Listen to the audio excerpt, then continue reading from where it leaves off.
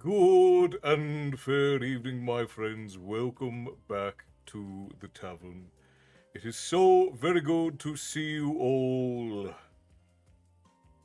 I know I'm on incredibly late. I wasn't sure if I should even hop on today. I think everyone got the impression I was going to take the week off. My record breaker is here. I apologize if I brought offense to anyone. Reminded the lady about. No, no, of course not. Of course not.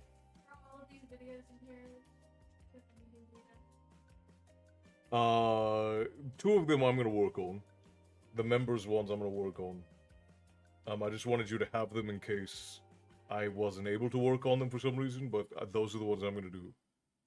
There should be three in there those are ready to be done. Pilar Robles says hello from Puerto Rico. Welcome in, my friends. Very good to see you. I think you might be the first American from Puerto Rico we've had come in. Hello and welcome in.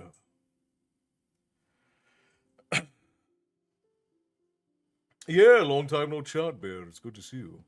It's been years since we last spoke. Been decades. Been eternity since we all last gathered here. But welcome in, my friends. It's good to see you all. I won't promise anything spectacular tonight. Uh, we just finished up the Harry Potter series. We spent just shy of 18 months reading through the entirety of the Harry Potter series as was voted on by you all, the tavern patrons. And uh, how has it been since 4 p.m.? Busy. I've been working ever since then. I'm doing wonderful, PLR. How are you? It was nice and cool today, and now it's supposed to get very hot again over the course of the next couple of days, and that I'm not excited for. I live firmly in the state of wanting it to be cold all the time. But welcome in Matty, Bear, Chris, Bethany, and that's everyone who I've seen so far. Welcome in, my friends. It's good to see you all. So, since we did just finish up, we just did almost a full movie marathon on the Harry Potter series, and we just read all seven books, one after another.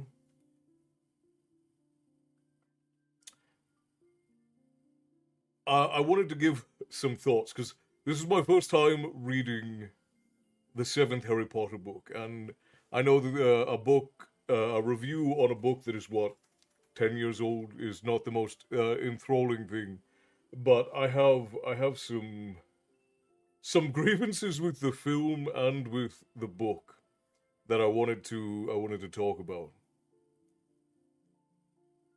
I'm doing a Hufflepuff day. What is a Hufflepuff day? That sounds fascinating. What is a Hufflepuff day?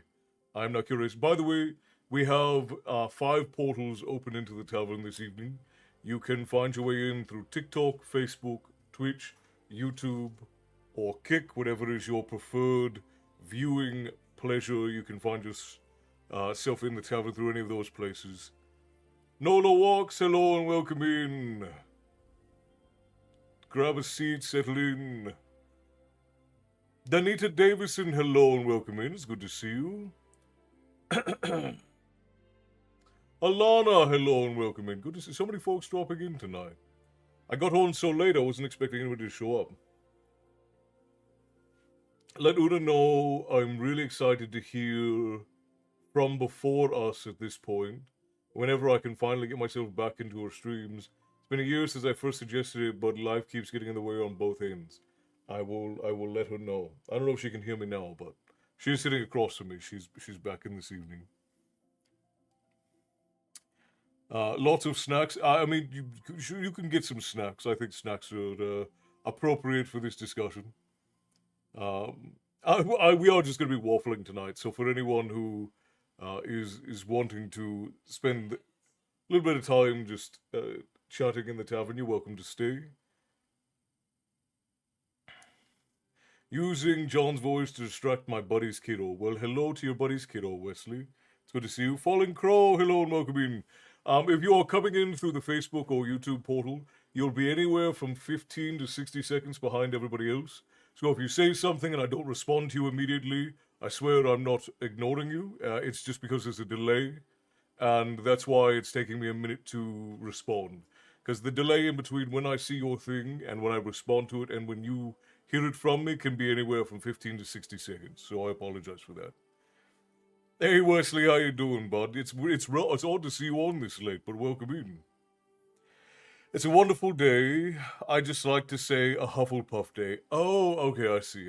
That makes perfect sense. The Hufflepuffs do try to have like very happy, self-satisfied days. Okay, so we did just finish up the whole Harry Potter series. We read from beginning to end. It took about 18 months to go from the first book all the way to the end of the seventh book. And as has been the case since I started reading, my favorites are still the first three. Joker, how's it going, my friend? Welcome in. I gotta go make dinner. Have a pleasant evening. Have a good evening, Chris. Thank you for dropping in. It's always lovely to see you, my friend. Enjoy your dinner. What are you making? I'm gonna distract you briefly. What are you gonna make? Ah.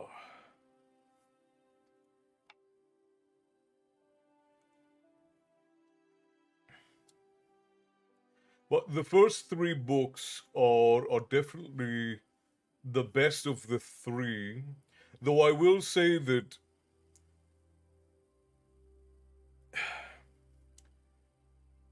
the Order of the Phoenix and gosh, what's the fourth one called? Goblet of Fire.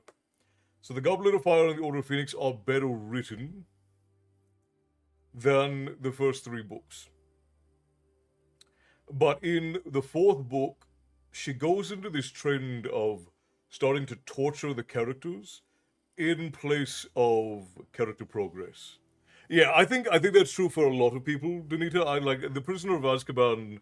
It really gives us, and I think that the reason why, and you all are welcome to correct me if you think differently, but I think that the reason why the third one tends to be a fan favorite is because it's the first time we really get a aspect of Harry's personality, right?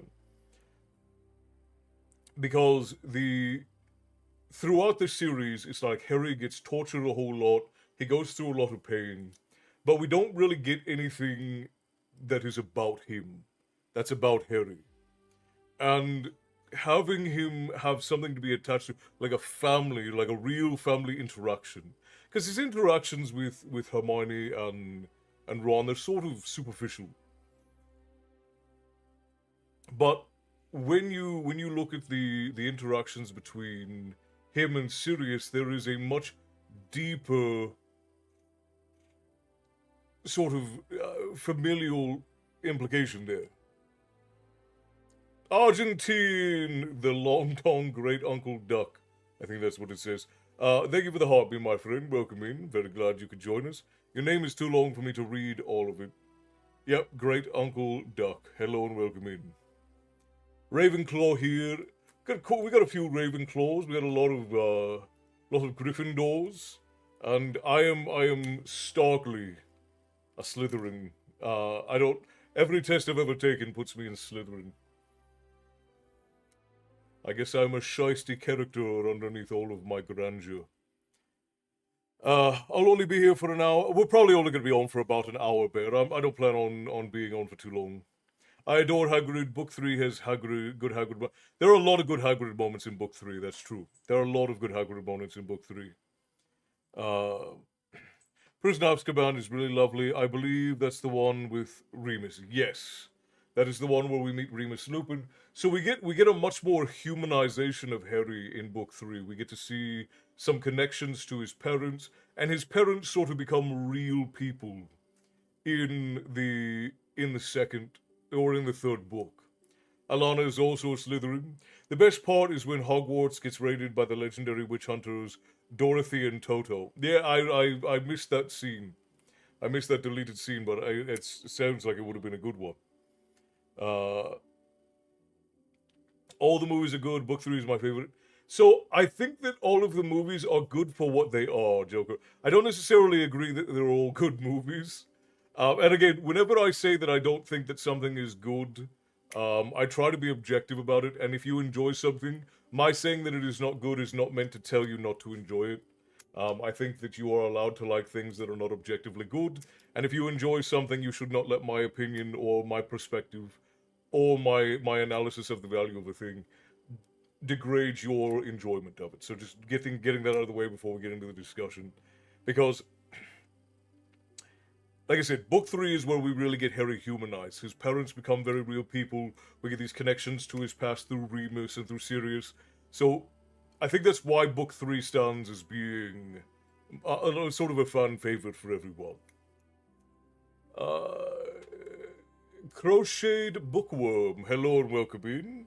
Grab a seat. I am Castle, this is my tavern, and here we talk about myth and lore and tales of yore, and every now and again I read you all a bedtime story. Tonight we just finished up a very long reading series, and I am having a discussion with the lovely patrons of the tavern about these things.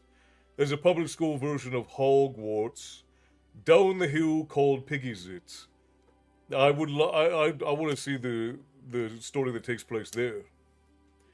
Personally, 3 wasn't my favorite. What was your favorite, Patrick? Bless you, my darling.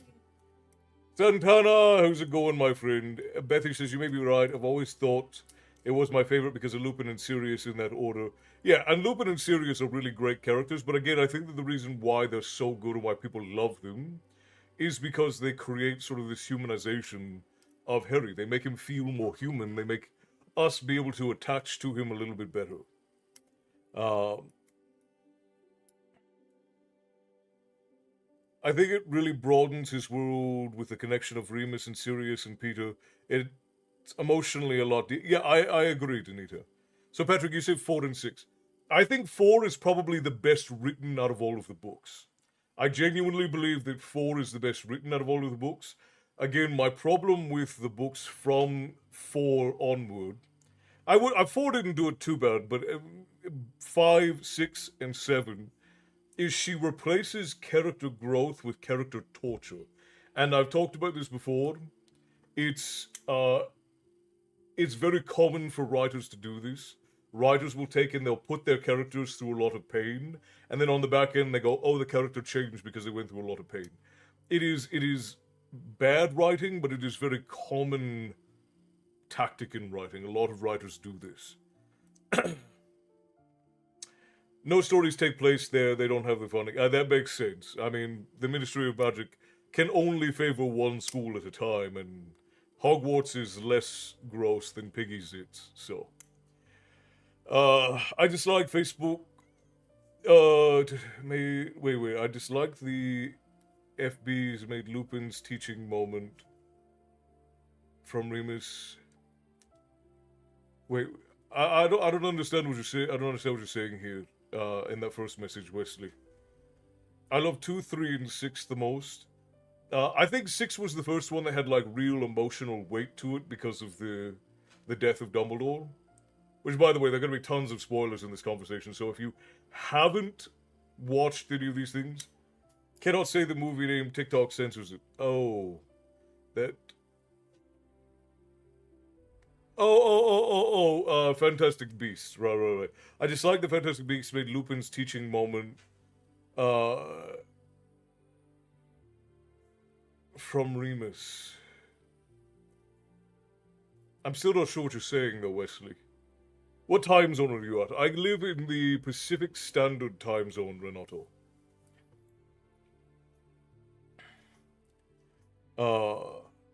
Rowling, we're going, LOL, the truck has broken another. You gotta stop doing that.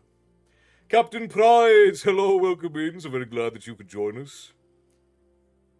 When Remus teaches the class to do, right, when Remus, they gave it to Albus. Oh, like they had Albus Dumbledore doing the same thing. Because I didn't watch the Fantastic Beasts movie. I watched the first one. The first one was pretty good. I liked the first one as a insular thing, but I didn't like the whole series. That's odd. Yeah, that does cheapen it a bit. But that happens a lot too. When movies start to get what we call sequelitis, It's where there's so many sequels that they start appealing more to nostalgia than they do to appealing to like actually just making a good movie. You get it a lot. Two was lame to me. As do you mean the book, the movie, or both, Danita? And I hope I'm saying your name correctly. Newt was taught with the Bogart. Oh, I see, I see. Thank you. That's that's all right, Wesley. There's nothing that can be done about it. TikTok is very specific about what they let us say and what they don't let us say. I can understand that now that you've said it. It does make more sense. Anyway, I'm off. Got some things to do. I hope you have a great stream and the rest of your day. Thank you, Patrick. I appreciate you for joining in the conversation. Thank you kindly. Hope you have a good rest of your day. Be safe with all of the things you have to go out and do. The series started. Well, and that was what I was going to say about the books. Like, I never read the seventh book. After the sixth book, like, there was so much torturing of characters that I was done. I gave up after the sixth book. I didn't watch the seventh movie. I think I may have watched some of the seventh film part one, but I never watched the second half because I was really done with the characters being tortured constantly. Yeah, I think the first Fantastic Beast movie was a really good movie, isolated. When you have to separate it from everything else, one of the big flaws of the first Fantastic Beast movie is that it assumed you had already seen Harry Potter, and that's another one of those things with sequelitis, right? Like you are then relying on people having seen the other movies or read the other books, and that's bad writing. You can't do that when you have a series that's that long, because then people just get lost. Like, you can go and watch, or and I hate to use this, but it's a good example. You can go and watch all of the or the Fast and the Furious movies. You can start anywhere in the series and you will not be lost. Every single movie kind of stands on its own as its own thing. So you can watch any of them at any point in the series and you'll be fine. I've seen all seven Harry Potter movies. They were good. Yeah, and now speaking strictly from the point of like they made these movies one after another I think it was 9 years overall was what it took to make all of these movies, and they made them one after another. Very high production value. They're very pretty films. They're very intricate films. There's a lot of really great things about them. That's brilliant. After the second film, the showrunners started to get really lazy. And you can see, like, the dialogue is very cliche, the conversations don't sound very human. And for anybody who doesn't want to hear this, you're more than welcome to leave, because I don't want to, like, spoil the enjoyment for anybody. Um, yeah, well, and Teresa, a lot of people have opinions about Rowling. I always say like I disliked her writing based on the principle that she's just not a very good writer before people had like public and social opinions about her. And so I'm talking just strictly based off the merit of the writing. I don't really give a damn about the writers as people. Uh, I care more about the quality of the writing. And Rowling was a great world builder, but she's always been a bad plot writer, and her prose is not very good. Like prose wise, she's like a 5 or 6. She's slightly above average on prose, but when it comes to plot writing, she's like a 3 or 4 out of 10. And when it comes to world building, she's like a 6 or 7 out of 10. She's a pretty good world builder.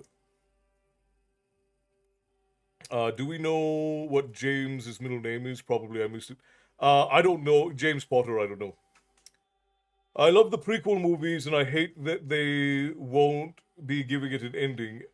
Yeah, I see again. Like I liked the first one, and I felt like the all of like the politics that went on around the second film with them firing Johnny Depp and all of the other things. Like it just sort of like ruined the production because they let outside stuff affect the story.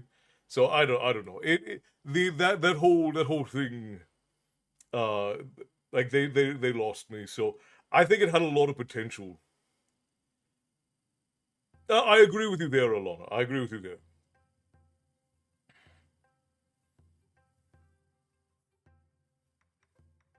Wait, did they do 3 movies for the? I thought they only did 2 for Fantastic Beasts. Death Reaper, you said, are God of War gods accurate? No, not even a little bit. Uh, not even a little tiny bit. James Sirius is isn't James Sirius is Harry's son's name, isn't it?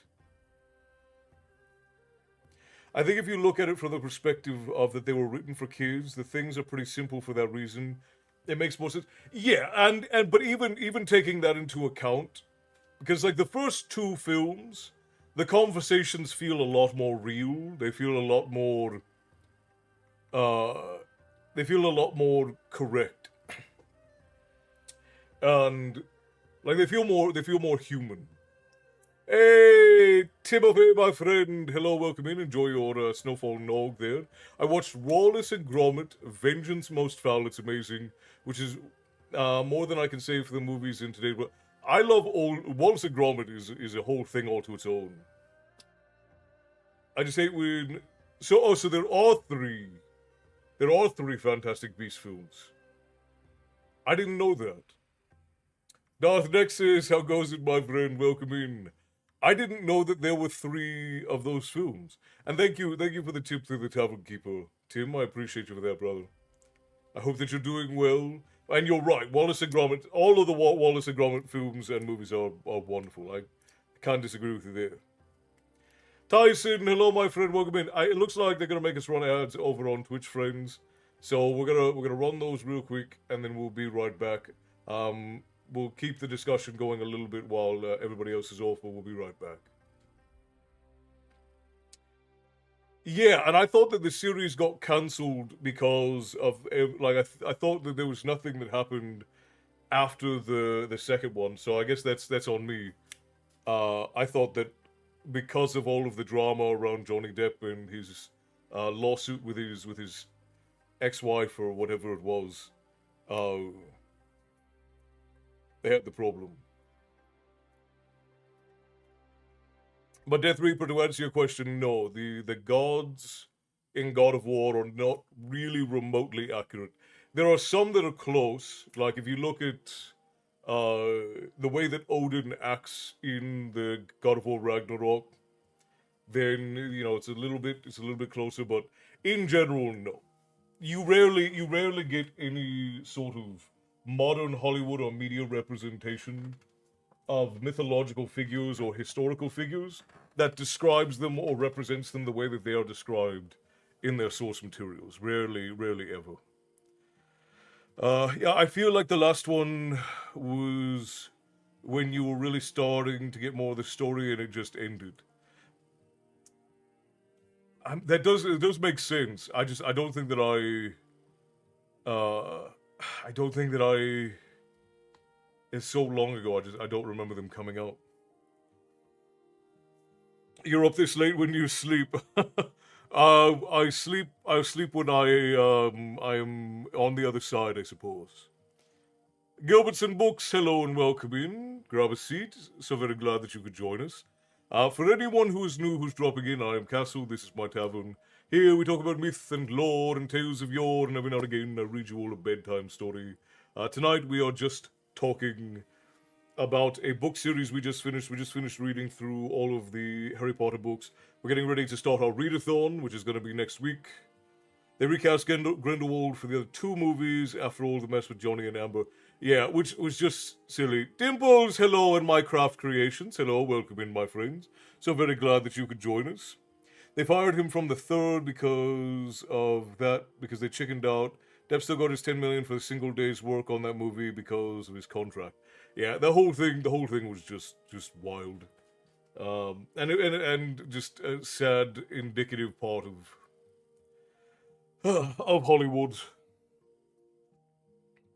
But you get that a lot where like the outside, uh, Minecrafted Creations. Thank you for the follow. I'm so very glad that you've marked this on your map. Should be able to find your way back the next time you seek a story. Good night, Joker. Rest well, my friends. You said I loved all the Thor movies. They're really good. The Thor movies, I think, are underrated. I don't know that the Thor: Love and Thunder I thought was awful, but the first two were all right. They were just very slow for the Marvel movies, so they get ranked very low because people have ADD in the in the excess. Objection, hearsay to what? What did what did I say? Off to bed. You all have a good night. Good night, Danito. Rest well. May you rise tomorrow ready to conquer the day.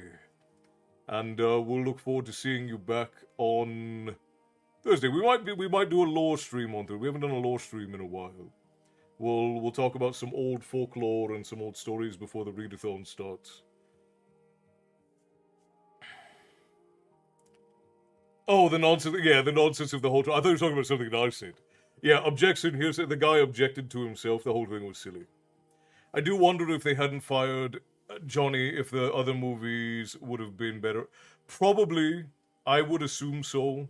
Like, Johnny Depp is one of those names, or at least he used to be. I don't know if he would be anymore. I haven't seen him in anything in a while. But Johnny Depp is one of those names where if he's in a film, people go to watch it because they're going to watch Johnny Depp in something.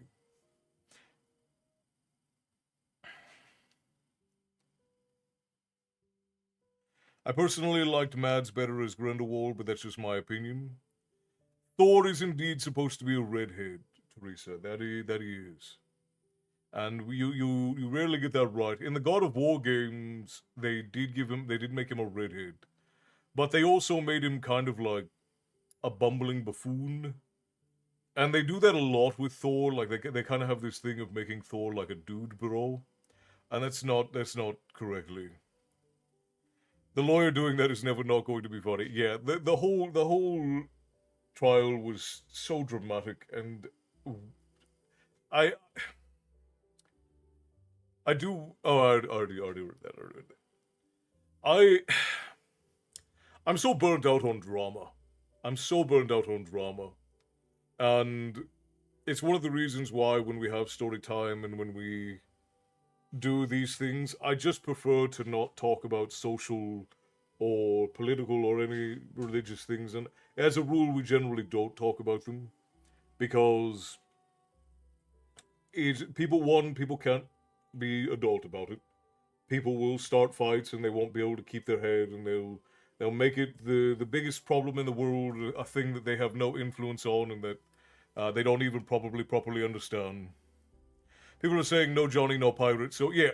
Oh, and that's the thing. Like, Johnny Depp is one of those names that people show up just to watch movies that he's in because they love Johnny Depp. And I do think that the whole trial with Amber What's-Her-Face, I think that it did hurt his star power quite a bit. Like, people are afraid to work with him now. But I do still think that if he was in a film, they would in fact have people come out to get him, to watch him, I guess. I've been on a Marvel movie marathon because I haven't seen all of them. Currently on Ant-Man. Ant-Man is a very good one. I think Ant-Man was probably one of the sleepers, and it's actually not even because of Paul Rudd. It's because of the oh gosh, I can't remember his name. The Hispanic guy who talks very fast. His character in the movies is spectacular. Like, he made that whole movie. That whole movie was first of all, it was very good and funny as like a blockbuster film to begin with. But that guy made the whole movie. I loved it. Tom Hiddleston killed as Loki every time he was on screen. I do agree. Tom Hiddleston is a great actor. Tom Hiddleston is another one of those guys like Benedict Cumberbatch, Tom Hiddleston, Liam Neeson. Used to be Sean Connery up until he passed away. There are some films I will go and watch the film just because the actor is in it. I think Pedro Pascal is okay. I think people like Pedro Pascal because he's sort of like he's got teddy bear energy. I don't think Pedro Pascal is as good an actor as these other guys, but I do think people go out to see Pedro Pascal just because he's got like fluffy, bouncy energy to him, and people like that, sort of magnetic. It's a shame that modern media tend to remove the true focus of Norse gods and myths, morals. They can be bafflingly hilarious and insightful. True potential that, yeah. Well, and they do that with everything. Like pretty much everything you see, and this was Tolkien's grief with movies in general, like Hollywood in general, is that they take all of the complexities of myth and history and they flatten them. Uh, Shout out to the Ord who stood by that man through that trial, the only brand to do so. Yes, yes. I'm excited there's a new Spider-Man coming out later this year that's a part of the Marvel Universe. I'm trying to get all caught up. I don't even keep up with movies anymore, to be perfectly honest. Uh,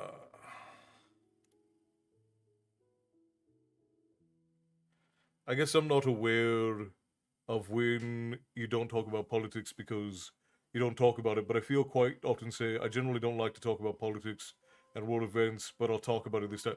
Well, I'll talk about like surface level things. Like I'll reference surface level things. I say that because I don't want the conversation to get out of hand, where people start going off and bringing up all different kinds of politics, Bethany. It's more like we'll talk about this subject because it's relevant to what we're talking about, but I don't want this to spin out into a bunch of conversations about social and political and religious things because people cannot stay calm when those things are going on. Granted, I'm thrilled we finally got a good Fantastic Four movie. I think the first ever Four movie was the best one. I didn't watch the new Fantastic. I haven't watched any of the Marvel movies since Endgame. I tried to watch a couple of the shows, but they just weren't very good. And I'm sort of burned out on a lot of the Marvel things. I was a huge Marvel Comics fan growing up, and there's so much that came out. It went from being this sort of treat, like, oh, we got one Marvel movie a year, to it seemed like we were getting a Marvel thing like every other week. It's insane. Thor dresses Freya to get his hammer back, and then Loki was with him. That would be a good movie. Yeah, we made a video about that some time ago about how funny some of the like tantrums in Norse mythology are. Because Thor's had himself some pretty good tantrums in Norse myth. What do you think of Vincent Price and Stephen Burkoff? Stephen Burkoff, I'm gonna need to look up because I don't know that name. I think Vincent Price is iconic. Uh,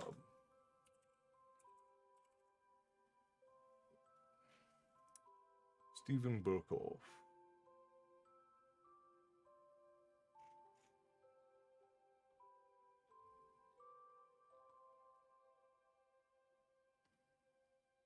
Yeah, I recognize him, but I don't. I'll be honest. I don't. Stephen Burkoff. I don't like have any clear pictures of him in my head. I do recognize him, but yeah, I don't know. I wouldn't say I have an opinion about Stephen Burkoff, but Vincent Price, I think, is one of the great like gothic writers of our time. It's quite late. Yeah, it is late. We're all gonna be going to bed here in a minute. Uh, uh, it was fine for the time, but we were being robbed of seeing Marvel's first family acting like a family that loves each other. Yeah, I suppose that's true. I suppose that's true. There were a lot of folk who really liked the new one. The aesthetic of it was neat. I didn't watch it. I didn't watch it.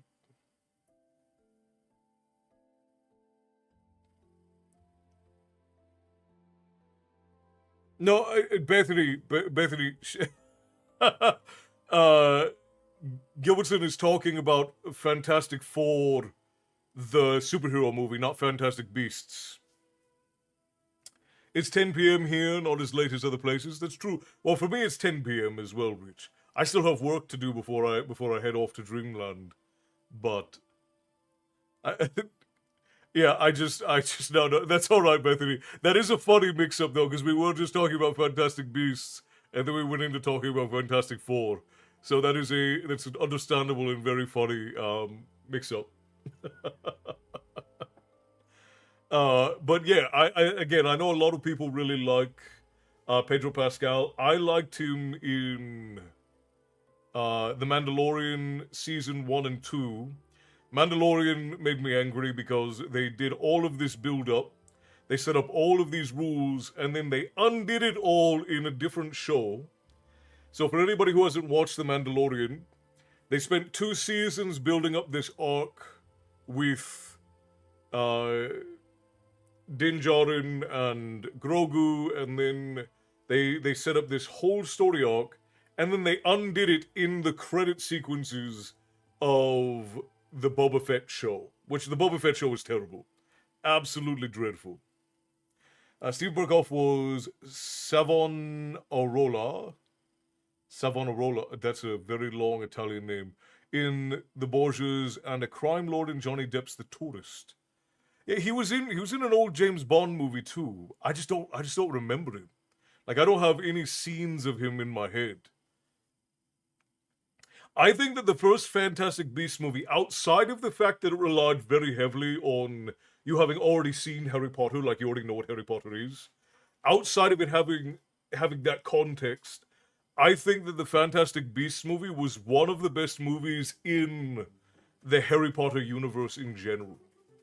I think that it was a very, very good movie overall, but it relied very heavily on you already knowing all these things about Harry Potter, so I didn't think that that was very good. Hannah, hello, welcome in. It's good to see you.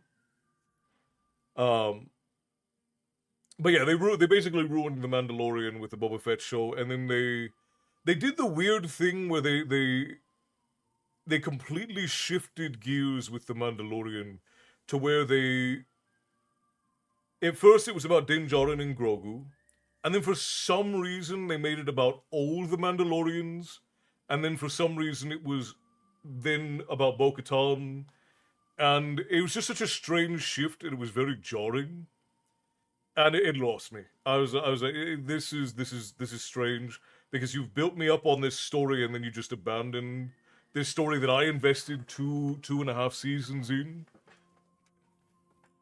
But yeah, the first Fantastic Beast movie I liked a lot. I thought it was very good. I don't remember the second one, at least not well.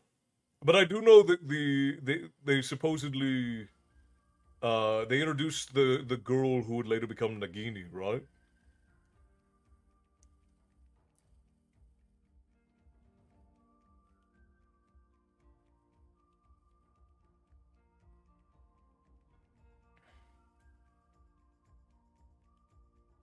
The first Fantastic Beast movie was your least favorite ever, and it's because I was taking a script writing class at the time and could not see how awful it was. Okay, share with me, because I want to get your perspective on it, Bethany. What was it about the first one that made it so awful? Now I agree that from a script perspective, it relied very heavily on you knowing a bunch of things about Harry Potter already, and that's a major flaw. That's a major flaw. However, I think that it's the only one of all of the Harry Potter series, outside of the first two, that leaned very heavily into the whimsy and wonder and did not get overly focused on the drama and sort of like pedantic side things that you get a lot of in the later Harry Potter books and movies.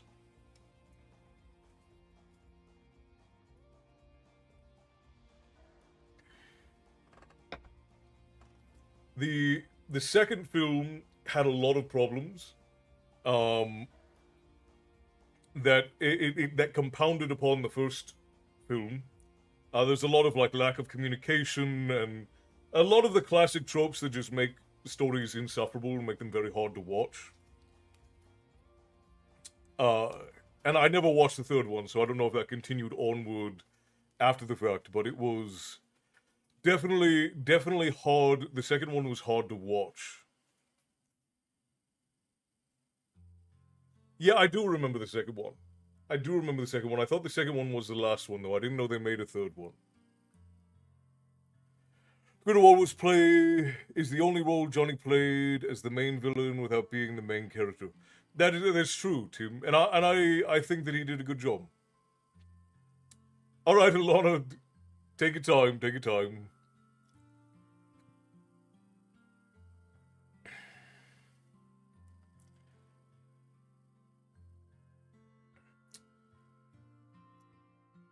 I forgot where I was. Oh, I was talking about the Mandalorian, but yeah, the Mandalorian was spoiled for me, and the Mandalorian is really the only thing I've ever seen Pedro Pascal in that I really liked him. Because he's another one of those actors that just sort of plays himself. I don't remember the specifics anymore; it was too long ago. But very service level. I learned about a list of things. Every script needs to be good, and it was. And I agree with that. I agree that the script for Fantastic Beasts was very weak. It was a no. You're fine. You're fine, Bethany. I'm asking you about something that happened. What 8 years ago? 7, 8 years ago? When did the Fantastic Beasts movies come out? 6, 7, 8 years ago. It was a while ago. It was a while ago. So don't worry about that.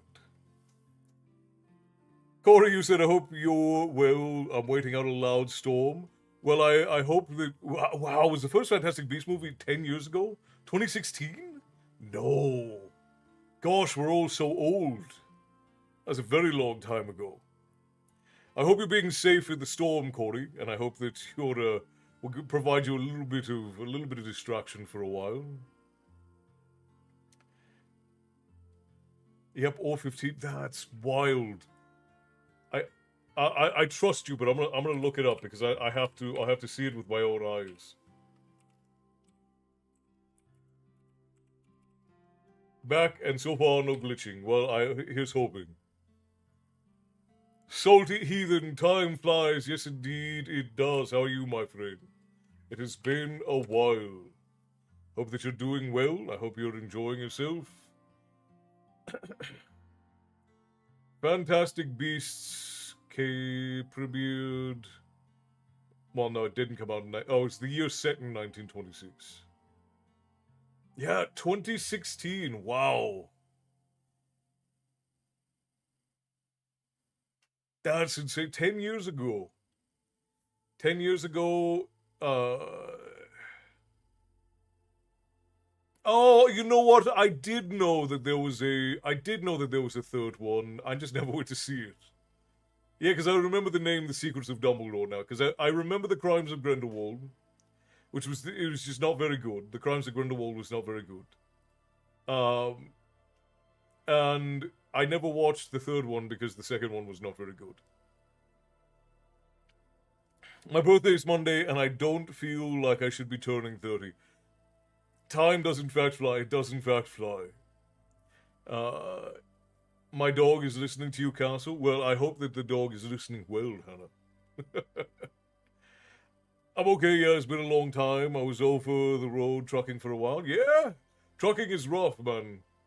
I respect folk who are willing to do it because it's a hard life being on the road like that.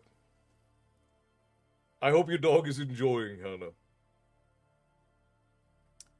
Uh, but Alana, don't fret too much about getting older. It's sort of a privilege to get older. And I'll tell you something, 30 is not incredibly different from 29. But as you get older, just take good care of your body. Like don't eat too much junk. Make sure you just stay a little bit active. You don't even have to exercise a whole lot. Just stay a little bit active. Exercise your mind. Treat your body and your mind well, and they'll carry you on for the rest of hopefully a very long life. Yeah, it broke me. My grandmother who from America, my grandmother from the United States, my mother's mother, she drove truck for 45 years. I don't know how she did it, but she did. Stubborn woman. My dog is also falling asleep to your voice. Well, I hope he gets a good nap. Disney Star Wars is going south. I don't care much about the news. Yeah, I was very excited about the Boba Fett show, and I was very excited about Mandalorian, and my excitement very quickly tapered off because they just didn't treat the things well.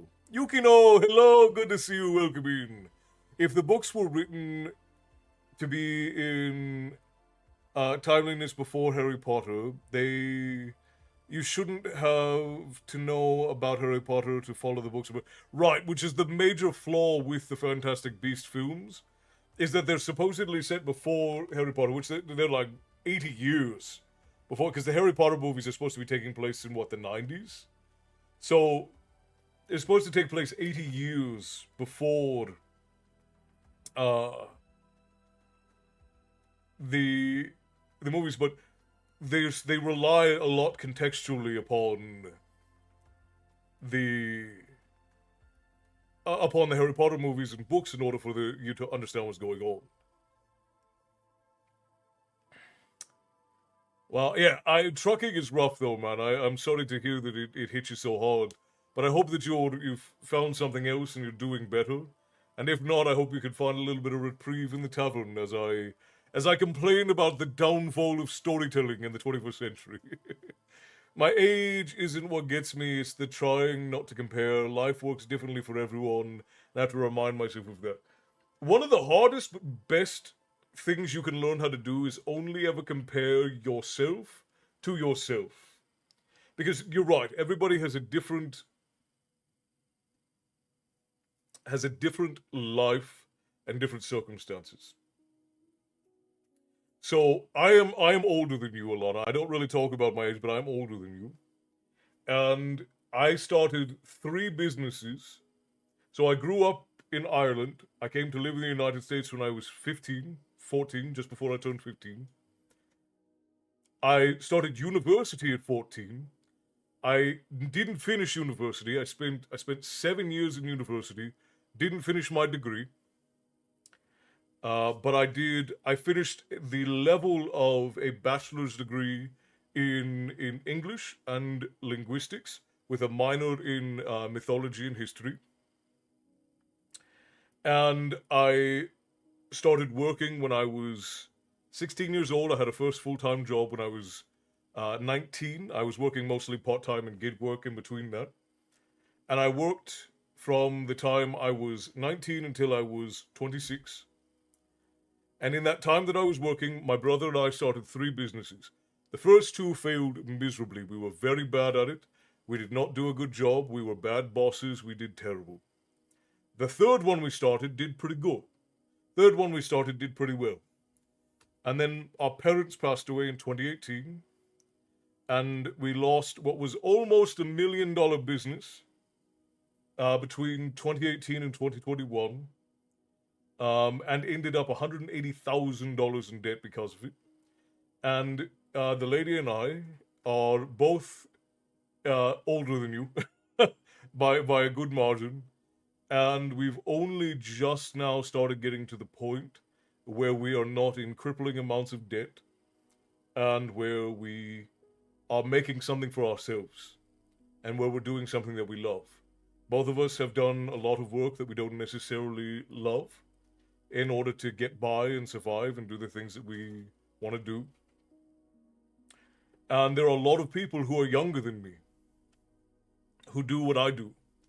Like I even have friends. I have a mate who is 5 years younger than me, who right now makes about $380,000 a year, doing the exact same thing that I do. Not even I don't make anywhere near that. From everything that the lady and I do, we make a few $100s a month. We've only just recently started making money doing tavern things. But where I was 3 years ago, where I was 6 years ago, I compare myself to that. And I have a hard time not comparing myself to where I was in 2018, when I was doing very well. I had a 4,000 square foot house. I had a $40,000 truck. I was running a very successful business. I was being invited places to we were invited to Stanley's birthday party. We were being invited to San Diego Comic Con and places like that. And I lost all of that. So it's hard for me not to compare myself to that. But you have to compare yourself to the you of yesterday. What did you do yesterday? And if you are improving from yesterday, if you're improving from last week, you're always going to have ups and downs, but you can't always compare yourself to the highest high because sometimes you'll get lucky. You'll have been very prepared, and good fortune will have smiled on you, and you'll have been ready to grab it. But then sometimes you'll make a really bad mistake, and you'll be all the way at the bottom. So you cannot allow yourself to be held captive by the potentiality of what could have been, what should have been, or what might have been. You have what was, and you have what will be. You have to look at who you were yesterday and say, did I improve? Did I work harder today than I did yesterday? Am I headed in the direction that I want to be? Do I need to correct? And that's the only way you can really be happy. Because the only difference between your current situation and happiness is expectations. If you have unreasonable, unconquerable expectations, you will always be miserable. But if you have reasonable expectations, and this goes both ways, and I actually have a story time coming out about this. The example that people use a lot is the Icarus example, right? Like they say, don't fly too close to the sun. Don't be too ambitious, right? Don't fly too close to the sun or your wings will melt. Well, there's two parts to that story. When Icarus and his father, Daedalus, are escaping from the tower, Daedalus tells Icarus, he says, do not fly too high, because the wax will melt and you'll fall into the sea. But he also tells him, do not fly too low. Because if you fly too low, the wings will become waterlogged and you'll fall into the sea. So if you fly too close to the sun, yes, if you get too ambitious too quickly with the wrong equipment, you will fall into the sea. But if you also let yourself be way down here all the time, you never take any chances, you never go for any of the things you really want, you're just satisfied being at the very bottom of everything, and you never go anywhere beyond the bare minimum of what you ever have to do, you'll get waterlogged and you'll fall into the sea. Don't let yourself be in either place. Find yourself a nice middle spot and enjoy the flight. That's really all you can do. Okay, I'm sorry, I was neglecting the other chat. Bethany, you said, I didn't see the second one in theaters because I hated the first one so much.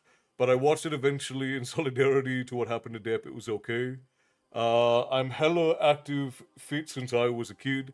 I used to be very active, and then I dislocated both of my knees several times, and then I let myself get to be a little bit fat. I'm working on it now, though. The final nail in the coffin for the first one was when Depp was revealed as Grindelwald. That was just a giant note for me. I love Depp, but the casting was annoyed the heck out of me. Well, he was very popular at the time, and so they were putting him in everything. Like, he was in a bunch of movies over a course of, like, 5 years, because of how well the Pirates of the Caribbean series was doing. Oh, and Buzz Lightyear of Star Command from 2000 is the true story of Buzz. No one can convince me otherwise. Buzz Lightyear of Star Command. Oh, you talking about the cartoon, Tim? Because I do agree that that was a pretty solid put out by Disney. I'm glad Disney didn't buy Harry Potter because they already ruined Star Wars, Lord of the Rings. Oh, Star Trek, Lord of the Rings, and Star Wars. They definitely did not do it any justice. Yukino says amen. I assume that was to my long ramble about the thieves of happiness. Salty Heathen, you said, I knew I came in here. I came in tonight to hear this. I needed this more than I can explain in chat. Absolutely, absolutely fine, Heathen. I'm glad you came in, my friend. I'm glad you're here. It is very hard not to constantly compare yourself to other people. And even I do it. Like, I know this. I actively wake up and I say these things to myself every day. And I will still look at the people around me who are like 25, 24, 30, 31, who are very, very successful and go, damn, where did I mess up? I always make a point, though, that if I see somebody who I know who is successful, who is doing well, I make sure that I set aside some gratitude in my heart for them. I love to take a second and go, man, good for them. Good on them. They deserve it. They put in the work. Good for them. Even people who often people will be like, oh, well, they had it handed to them. No, you know what? There are you can hand $1 billion to the wrong person, and they'll blow it all. Just because you get a good break here and there does not mean that you should be any less I don't even know the word because I don't like using the word pride, but doesn't mean that you should be any less noted for your accomplishments, because you can give all the resources in the world to somebody who doesn't know how to use them, and they will screw it up every time. But if you give it to somebody who is genuinely trying to do something good and is set on doing it correctly, the product will be incredible. There's a movie for Buzz Lightyear. Yeah, I do know that they released like a weird, like, sort of almost real live action one that had like time travel. It was sort of like Interstellar, but for Buzz Lightyear. I did see that. I didn't watch that one either. Like there's just I haven't watched most Disney movies in the last 10 years because they did the Disney like anniversary movie, which was like Wish, and that one weird it was so weird to me because you had this, and maybe this is just like maybe the film was written to appeal to children, but Wish was such a weird movie because they made the king evil, right? Like the king is their villain. But if you take aside like the cackling laughter and like the notion that the film is saying he's the bad guy, if you set those things aside and you go, okay, so we're gonna set this aside real quick, we're just gonna listen to what he says. Everything that he says, everything that he says is totally reasonable. everything everything that the king says in Wish is totally reasonable. Totally and completely reasonable is this man who says, look, not everybody can get what they wish for. We pick a few people every year who get their wishes, and if they don't get their wish, then they don't remember what they wished for anyways. So then they can't be sad that they didn't get a wish. I mean, this is a totally reasonable way to run this magical kingdom. And then you just get this girl who comes in who's like, no, everybody should have what they want all the time. And I'm like, that sounds like the thing that the villain would say. Because anybody knows that if everybody gets what they want all the time, there's total chaos. Unless everybody is a really nice person, and not everybody's a really nice person. So, after Wish, I was like, you know what, maybe Disney's movies just aren't for me anymore. I do try to surround myself with people who are always trying to better themselves. It pushes me to do better as well. See, that is a good thing. Surrounding yourself with people who really care about their health, about their physicality, about their minds, who care about their future. Those people you should be surrounding yourself with, because that is very healthy for your heart, for your soul, and for your mind. So good on you for that.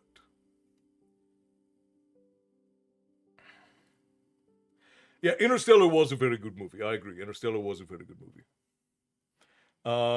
Yes, the cartoon. Yeah, I do. The Buzz Lightyear cartoons from the late '90s and early 2000s were very good. I liked them. I liked them a lot.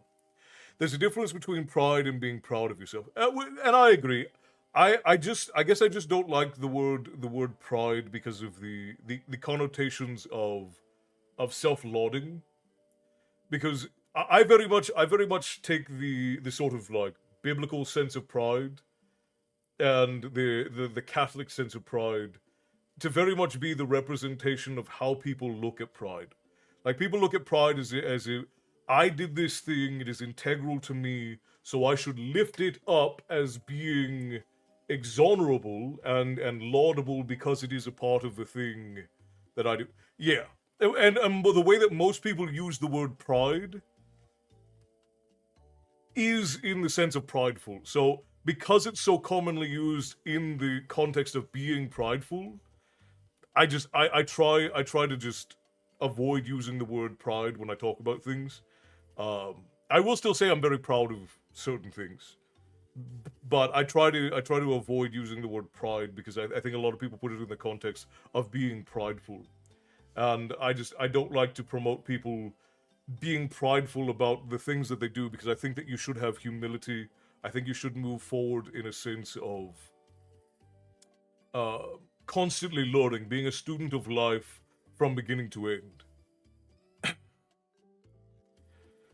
Uh, this is it was a good movie, Buzz Lightyear. I don't know. I did watch. I saw that it was sort of like an animated version of Interstellar, and I didn't bother watching it. Be careful of your negative emotions towards people. It can blind your perspective, send you down a dark path. At the end of the day, they are people first, just like you. They are just misled, and morally, sometimes I got cut off there. Are just misled morally sometimes. Oh, okay, I see what you're saying. I see what you're saying, Corey.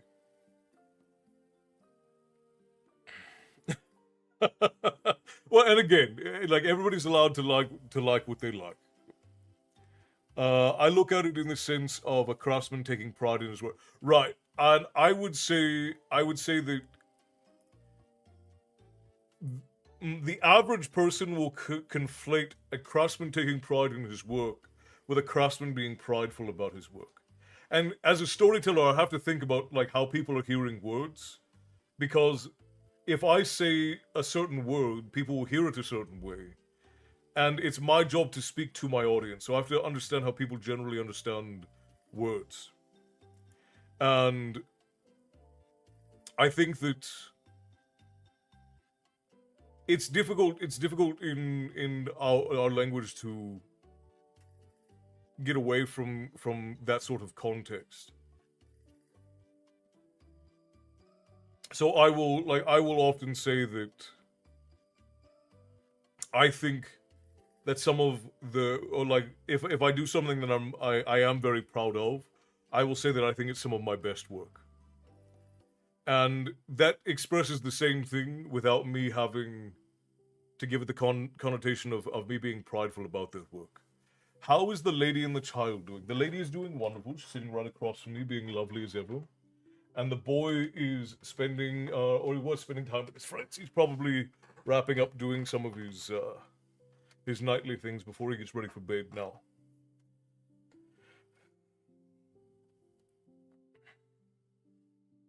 I'm a firm believer in you are the company you keep. Show me your friends and I'll show you your future. Both are truly apt things. You are going to be a reflection, and a lot of people don't believe this, but it's said a lot by like motivational gurus and all of that. You will be a reflection of the five people you spend the most time with. The five people that you spend the most time with, you will be a reflection of those people.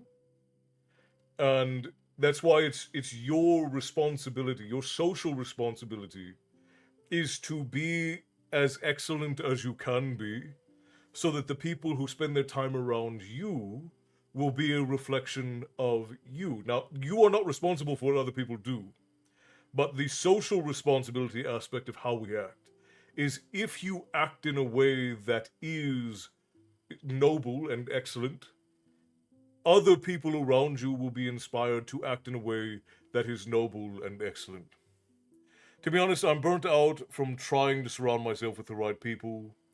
Maybe I'm not good enough and my neighborhood sucks. It is hard to gain groups, Tim. I agree with that. It's hard to surround yourself with the right kinds of people. The internet makes it a little bit easier, but then it's also hard to connect with people on a personal level over the internet. It's very difficult to connect with people deeply through the internet. As an automotive technician, I take pride in the work that I do. That's not me saying I'm the best technician ever. No, but someone who is more pedestrian minded, which is most people. Like, you have to understand that most people are in sort of the middle curve of mind and understanding. And that's not to say that most people are stupid. That's not to say that most people are dumb. Most people are of average, like, intelligence and understanding. That's why it's the average. And in that middle section, a lot of people will hear somebody talk about how they are proud of their work, and they will assume that that is you saying that you're better than everybody else. And that's their fault, not yours. You don't have to worry about what you say on that front. What I, as a storyteller, have to worry how I tell the story of Tyson, the automotive technician. So if I say, you know, Tyson, the automotive technician, was very proud of his work, that sounds like the start of a story of a guy who's gonna fail because he was too proud, right? Uh, but if I say the story of Tyson, the automotive technician, was the story of a man who every day tried to create the best thing that he had up to that point. That's the story of a man who is constantly trying to improve himself. That's the story of a man who took a hold of the lessons he was learning and he passed them on to the next day and on to the next day and on to the next day. So you're not wrong, but from a storyteller's perspective, I have to be able to tell that story in a way that the average person will understand what I mean, not just have to presume what I have said. I found I was at my loneliest when I had big groups of friends. I'm far happier with a much smaller circle. And I think as you get older, that's true, Alana. I think as you get older, you surround yourself with fewer and fewer people. Because when we're young, noise feels like companionship. Because when we're little kids, like there being noise around means that there are people around. So as we get a little bit older, we're like, oh, well, there's a lot of noise around. There are a lot of people around me. So I am well loved because there are a lot of people around. But then as you get older, you realize, well, love is a choice. People loving me is a choice that they have to make. Just like me loving them is a choice they have to make. And it's my job to make myself as lovable as possible without being vulnerable so that I'm not difficult to love. And it's their responsibility to do the same. And I have to choose to love them in spite of their flaws and in light of their virtues. And they have to choose to love me in spite of my flaws and in light of my virtues. And then we, loving each other, have to decide that we are going to lift each other up, not in an artificial way where we're going to say, oh, I'm going to lift you up just because I love you, but we're going to say, I'm going to lift you up and I'm going to help you lift yourself up because I love you. And that's why if you have somebody who will never tell you something that you've done wrong, if you have somebody who's afraid to conflict with you, that person does not love you very much. And it's the same thing the other way around. If you have somebody who does nothing but conflict with you, that person does not love you very much. It's the opposite side of the problem. You, if you love somebody, you are going to be willing to tell them hard truths. You're going to be willing to say, hey, you drink too much and it's bad for you. And I know that you're using it as social lubricant. I know that you're using it to numb the pain of this thing that happened, but it is not good for you and you are hurting yourself and you need to stop. I will love you no matter what, but I will not stand by and watch you self destruct. That is something that somebody who loves you would say because that's what love is. Love isn't just mushy feel good things. Love is in major part a decision. It's a choice to have a relationship with somebody that is a loving relationship. And love is patient, love is kind, but love is also firm. Love is justified. And you have to be willing to do that for the people you love, and you should hope that the people who love you are willing to do it for you. The lady and I are incredibly critical of each other, but we're never unkind. Like when one of us does something that the other thinks is not very good, we work in creative field. Our job is to make and tell stories for all of you. If I'm not willing to hear it from her, the person who I trust and care about most in the world, if I'm not willing to hear it from her that I've made something that is absolute utter tripe and garbage, then who am I going to be willing to hear it from? So she tells me, and I listen. Sometimes it's hard to hear. Sometimes I'm very proud of the work that I did, and I think it's some of my best work. But I can't let that pride overcome the trust and love that I have for her. And it's the same thing with her. Sometimes she'll work very hard on something, and it's just not good. Sometimes we put a lot of effort into something. Now, it's very rare that the lady puts effort into something and it's not good. I will say that. It's like she's brilliant all the way across the board. But every once in a while, she'll put effort into something, and she'll put a lot of effort into something, and it just simply was not worth the time.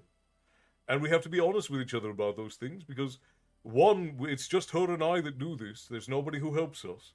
And two, if you're not willing to hear the hard things, you can never improve yourself.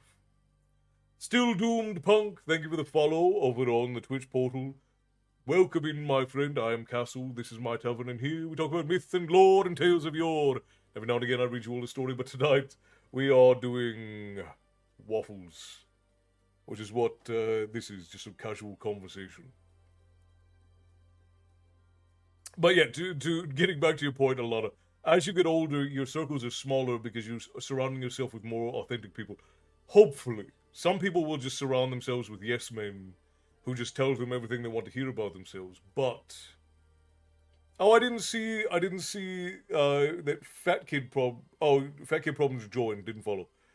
Joined from you're already a follower of Fat Kid Problems. Well, welcome in, my friend. It's good to see you. Hello, I'm currently playing D&D with my friends. Ooh, we love a good game of D&D around here. Love is often the hardest thing to express, but in this world, love can be rare and a little goes a long way. A simple compliment out of compassion can potentially save a person's life. That's true. Salty Heathen, thank you for the follow over on Twitch, my friend. I'm glad that you could pop over. Always glad to have you. And it's a good thing you did because most of the readathon is going to be taking place only on Twitch. So yeah, I'm terrible about cross-promoting things. We have Twitch, we have YouTube, and actually YouTube is the only place that our long story times get uploaded. So I'm terrible about promoting these things. We're going to a couple of St. Paddy's Day celebrations in a couple of days. What is a proper Irish farewell? I thought I heard you say it before. I could just not find the video. Okay, so there are a couple of that if you're going to be around Irish folk, yeah, a good cheers, like if you're raising a glass, you would do sláinte or sláinte stancha, which means health or health and wealth. A lot of people will do sláinte maith as well, which is like good health. But you can also do like the good one is Erin Gobera, which is unto Ireland, which is like a very like Irish pride sort of thing to say. And when you say goodbye, there are a couple of different ways that you could say goodbye. You can simply say slán. Slán is a simple goodbye.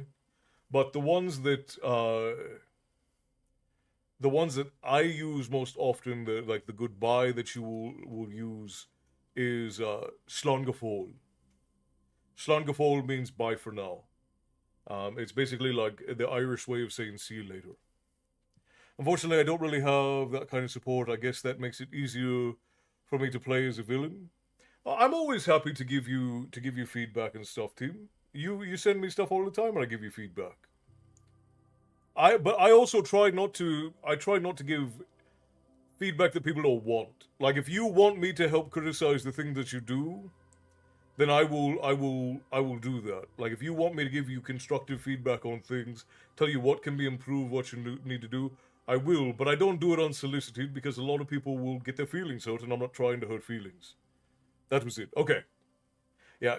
Cheers, you can simply do sláinte. Sláinte is really easy one. So it's slán, sha, and then the bye for now is slán go fóill, which I'll end videos that way sometimes. My character is a Walmart bag with an AK-47 named Walmart Baggins. Don't ask how I came up with that, it's not important. Don't worry, I won't. What advice do you have for people who want to start their own live streams? If you're going to do a live stream of any kind, you need to be making things that are valuable outside of a live stream, or you need to stream something unique, and you need to do it every day. Live streaming is a very difficult thing to grow. It's good to augment other things. You'll note that I don't just live stream. The lady and I write books. We have a blog. We also put out tons and tons of storytime videos all the time. So if you're going to live stream, you have to have other things that you can send people to that will help you grow. Because unless you are doing something very unique, very entertaining, very special, and then streaming every day, 6, 7 hours a day, treating it like a job, it's going to be very difficult for you to grow as a live streamer because the space is very saturated. There are a lot of live streamers. Now, I don't want that to be a discouragement. That's just the reality of the industry. If you are going to do live streaming, you have to be willing to put in the necessary work if you want to grow. And don't just do what other people are doing, because if you say, oh, well, other people stream games, so I'm going to stream games, that's a bad idea. If you see 80 people streaming, I don't know, the most recent Resident Evil, if you see 80 people doing that, then that means that there are probably over 8,000 people who are doing it. But if you have a unique spin that you can put on the thing, and you really want to do it, and you're going to be passionate about it, that's fine. But everything that we do is focused on you all. Is focused on the patrons. Is focused on the viewers. Is focused on the folk who come in to enjoy what we're doing. So centered on your customer is basic marketing. You all, as the viewers, as the patrons of the tavern, you are the customer of the thing that I make, which is story time. So if I don't center it around you, I am destined to fail. Or be Matty and wing it and figure it out along the way. Or be Matty and wing it and figure it out along the way.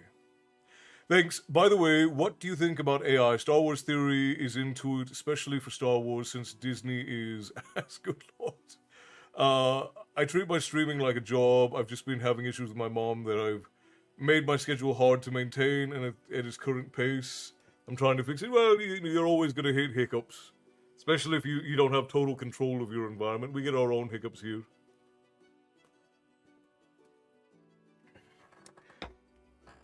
And Tim, to answer your question about AI, I have a very pragmatic view of AI. I think AI is inevitable. You have something like $6 trillion being invested in AI over the next 10 years. AI is not going anywhere. It's going to get bigger. It's going to get better. It's going to dominate everything. For creators of certain size on TikTok and Facebook and on YouTube, they're already offering, like, I have been offered tools where I don't have to be in any of my own videos anymore. I can literally just take a prompt. That prompt will then write a video. It will animate me with my voice into the video, and all of the visuals will be made by Google or Facebook's AI. I don't have to do anything. Now, I refuse to do that because I think that that's disingenuous. And I think asking you to watch a video that I can't even be bothered to be in is dreadful. I think that that's the worst possible thing that could be done. However, I do think that AI is inevitable, and I think that anybody who is not using it to augment their work is going to get left behind.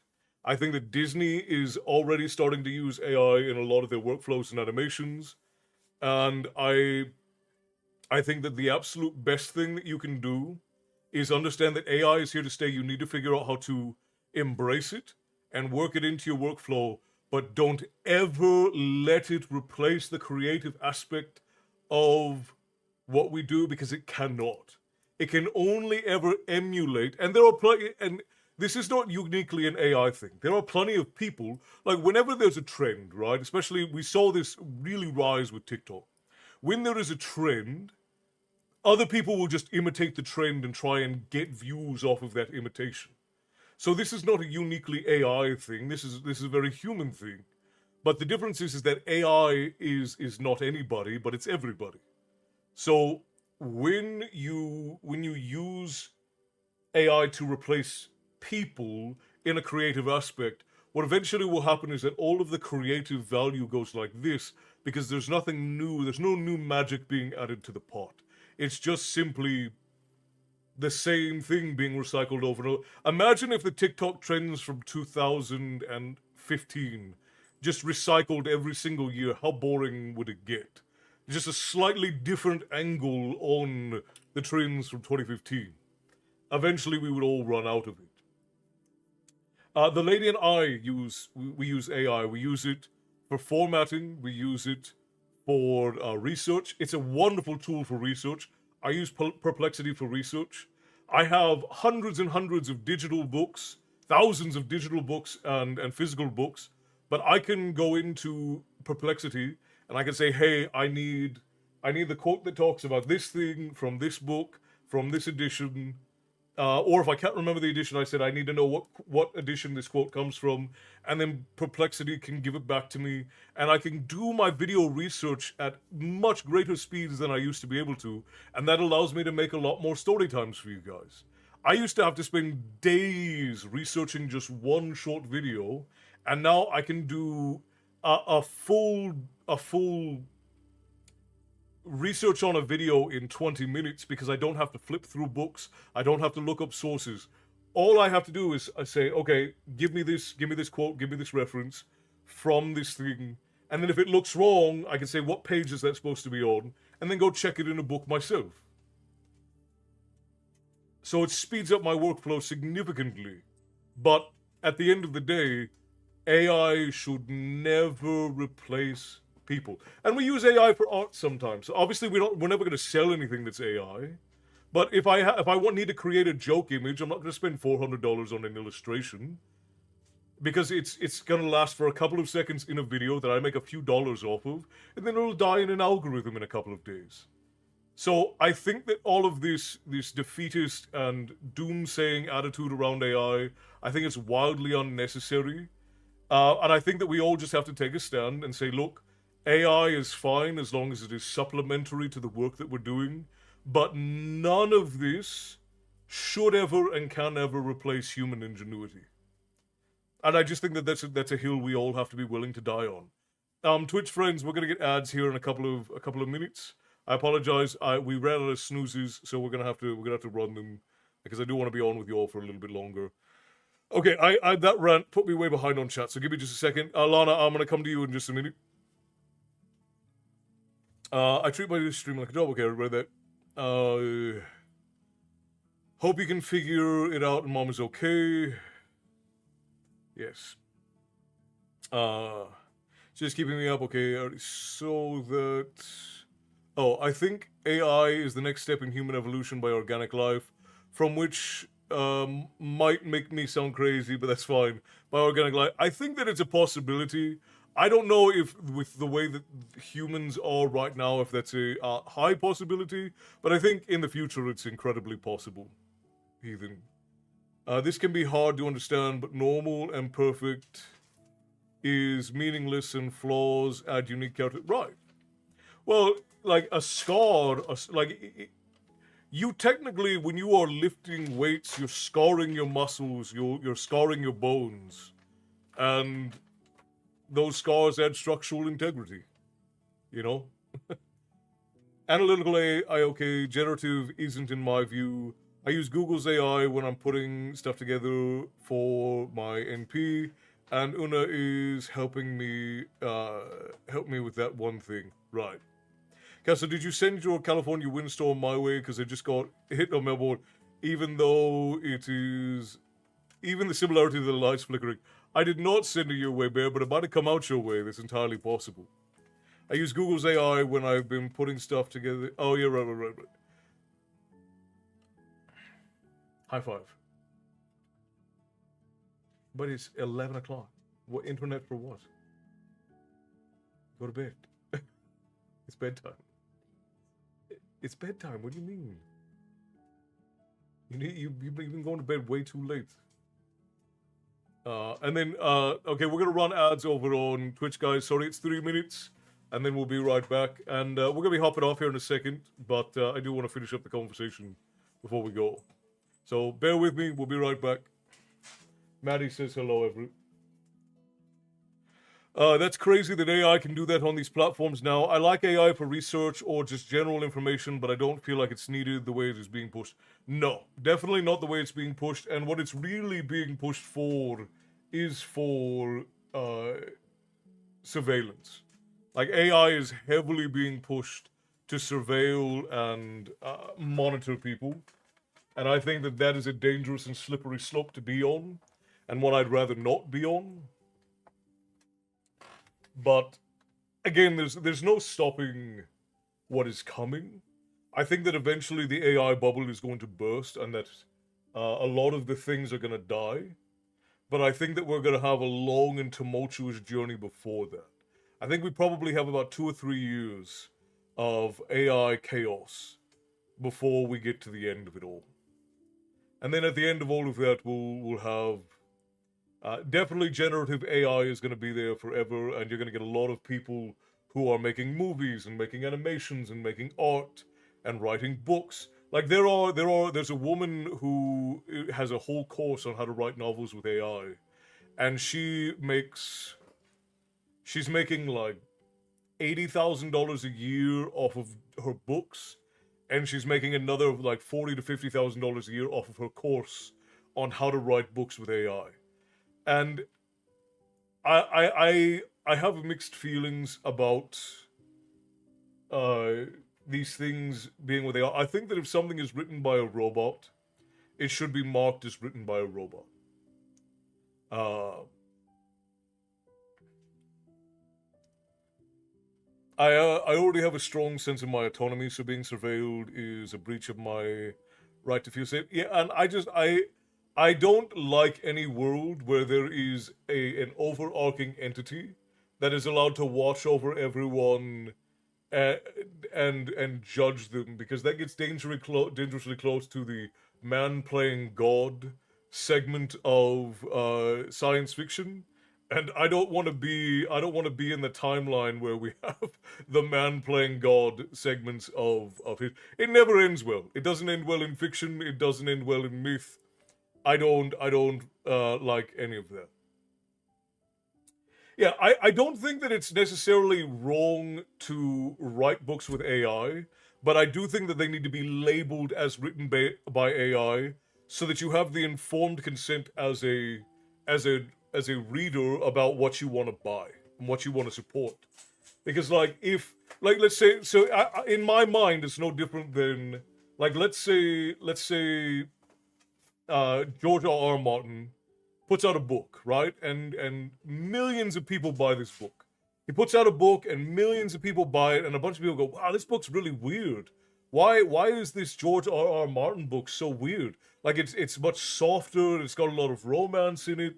What is this weird book that George R. R. Martin published?"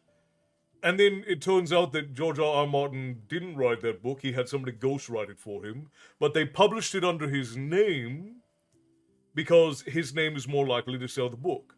Well, that's a violation of the trust of the consumer. That's a violation of the trust of the reader. I think that it's the same thing with AI.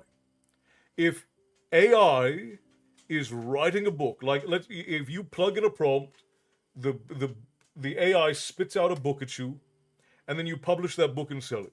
That's no different than taking a popular author's name, having somebody ghostwrite a book for them, and then selling you that book. And that has happened, and there have been massive lawsuits over it. And I just don't think that that's right. I don't have a particular opinion as to whether or not people make art or people write books with AI. I think you can do it really whatever you want. But I think the informed consent of the viewer and the customer is an incredibly important thing, and it should not be taken away. So, if a book is written by AI, and AI was the primary medium for using, so like for instance, I have a program called Grammarly, right?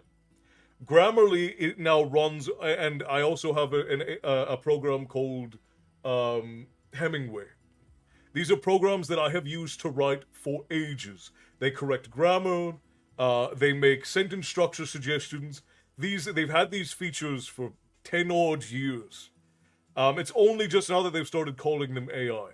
And I do all of my writing in Hemingway and in Grammarly, and then I copy and paste everything that I've done in Grammarly or in Hemingway, and I put it into a document.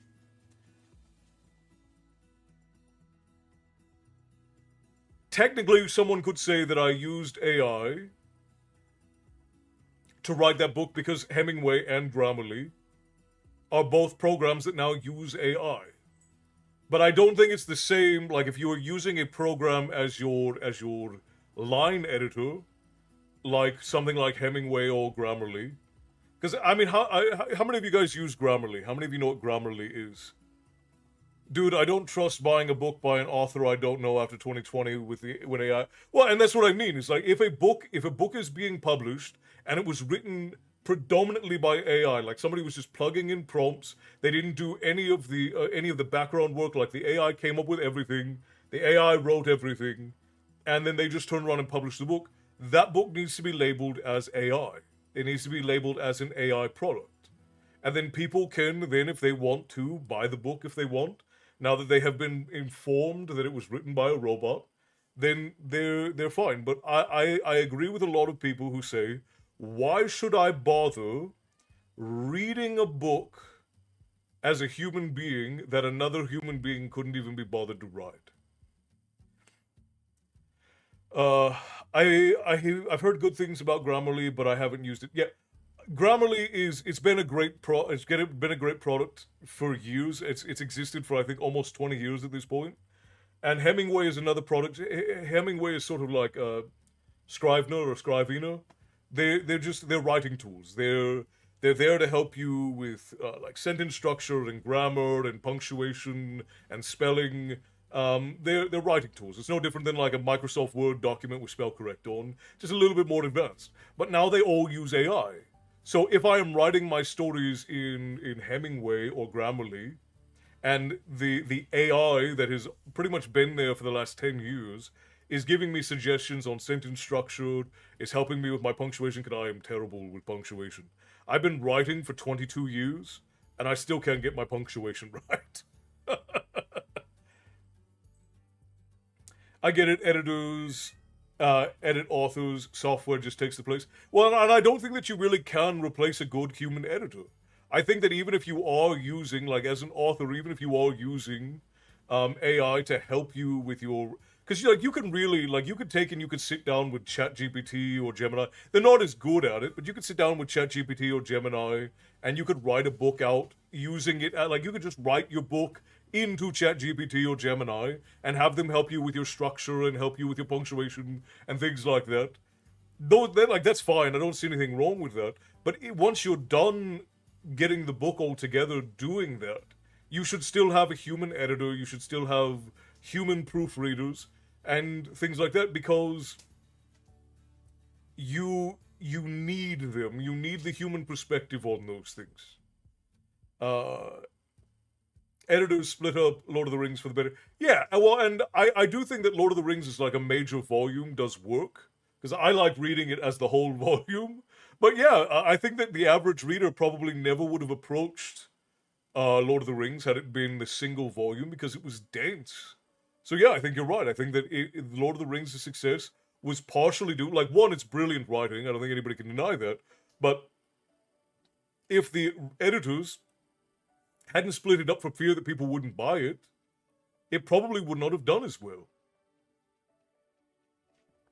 I mean, I already have a medical plan that has no CPR if my autonomy is ever taken, so my privacy and autonomy are essential to me, just like my breathing. And yes, that no CPR scared the mental health department, since it's mostly an attack on my province team consent law clause. Sorry, sensitive topic for me for trauma-related reasons. No, I understand, buddy. Yeah, so my stories universe is 20 years old. 20 years old? What? I use ChatGPT to go over stuff and then edit the edits, right. I've seen some college students say that they've gotten in trouble and need to be careful using AI tools. Well, and the bigger problem is not on the students' part, but is that the tools that are being used to detect AI are not very good.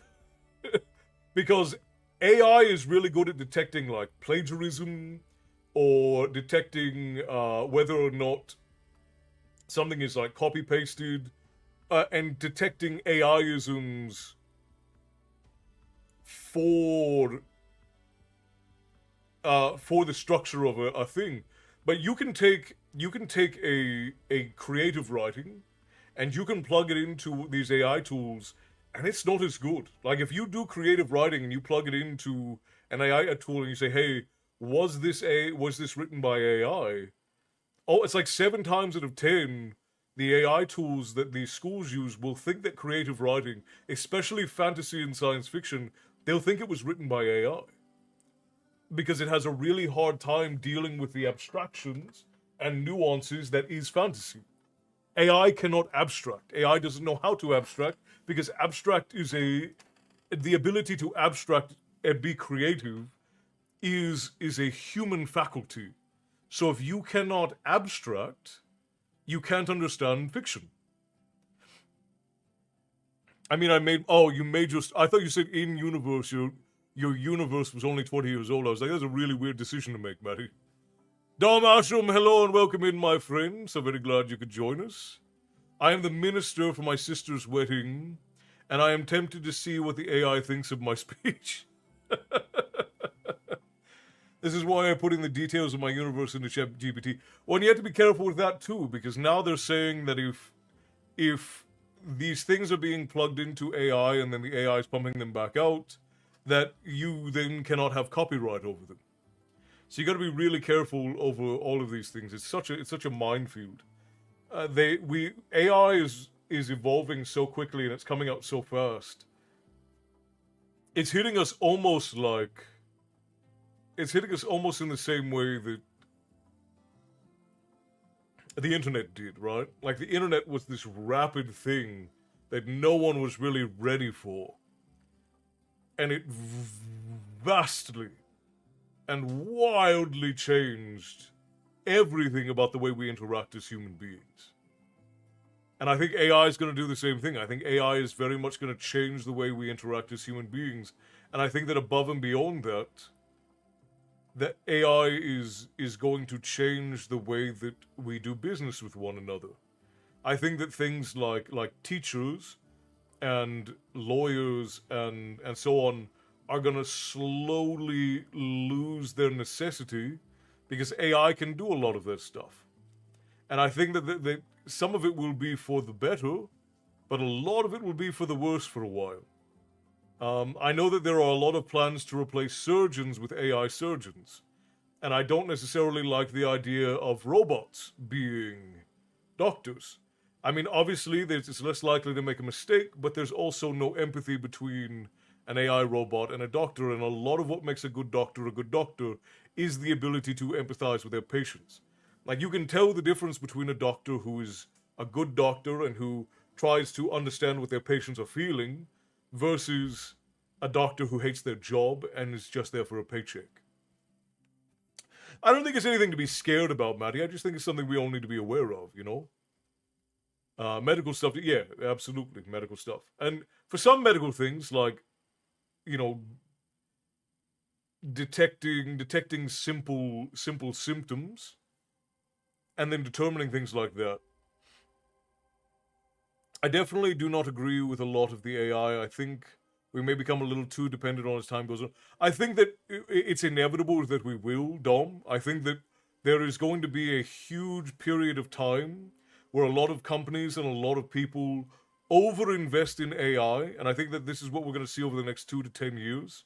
There's going to be a massive amount of like job loss and overinvestment in AI, and then a lot of people are going to realize that because to be perfectly honest, most people do not have very high standards. So that's why a lot of the AI slop books and movies and the AI slop accounts, people will sit and watch them because every time you've sat and watched an AI story of like a Reddit being read, that feeds into the popularity of the AI stuff. And these things are inevitable, but what's going to happen is there's going to be this overinvestment in them, and then at the back end of it, there's going to be a massive bursting of the bubble. What a lot of people are calling the AI bubble is then going to burst, and a lot of the things that a lot of people prefer to have humans do will then go back into the hands of people. but there will be a large segment of those things that will be lost to people just having AI do it. Melvin, thank you kindly for the rose, my friend. I appreciate you for that. Tips to the tavern keeper, always appreciated. The medical field needs to keep the human touch. I agree with that. The medical field already has too much of a lack of human touch. I don't think we need less. I think we need more. Castle, you made me want to put no AI surgeons in my file. Yes, fair enough. Fair enough. I get sad about AI art, but I get it. I don't mind the medical stuff. It gets cheaper. Get a lot of AI-generated bands and music on my For You page here and there, and it's honestly crazy.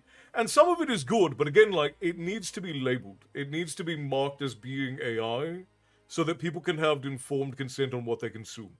That's really where I stand on it. I don't mind that people are doing these things. Like, when synthesizers came out and when electronic music, like, they could be made on a computer, came out, a lot of musicians said, that's not real music. And we have a whole industry now that's based around electronic music.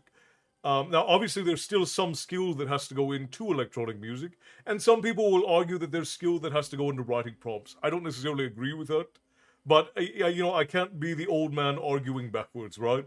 I can't be like, oh, well, electronic music does take skill, but AI music doesn't. When the people who were saying that about electronic music were also saying that about, analog instruments and so on and so forth. It is a major issue, but I think that the biggest thing is that we just need to be made aware of what is AI and what is not. If there's any, I don't even think that it needs to be regulated hugely. I think it just needs to be, the regulation needs to be that if you are caught selling something that is AI, and you are not labeling it as AI, then you're fined. You're fined massively for it. And, I don't know, all of that goes into a slosh pile for artists or something. Do you think that after a certain amount of time, we're all going to become lazy because oh, sure. I mean, that happened with just the convenience of modern society as it is. The cell phone was a major killer for people. Because how many people don't even bother to, like, get up off of their... Because you used to have to get up off of your couch and go over to your computer and Google something if you wanted to Google it.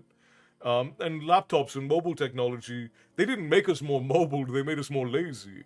Like, how much did ordering things on Amazon and ordering Uber Eats and DoorDash, how much did that make us more lazy and significantly less healthy?